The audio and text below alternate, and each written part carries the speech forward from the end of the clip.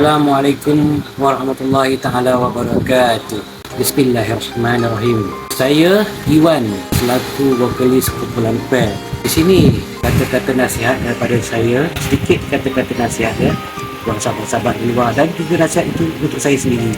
Jadi nasihat saya pada sahabat yang di luar sana, kita sebagai orang Islam, kita wajib kita jaga solat kita, perbanyakkan baca Al-Quran, jangan mudah nak anaya kawan, jaga aurat kita kan, baik lelaki yang perempuan, jaga aurat kita.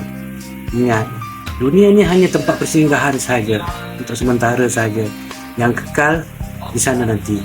Hanya itu sahaja bekalan kita. Jangan lupa, jika anda ingin lebih lagi, ingin mendengar kata-kata nasihat, teruskan bersama segmen Syahdu Hidayah dari 12 malam hingga 5 pagi bersama sahabat kita DJ Irwan Shah di channel TV Khalifah Bangkit. Apalah sangat. Assalamualaikum warahmatullahi wabarakatuh. Radio Khalifah Bangkit.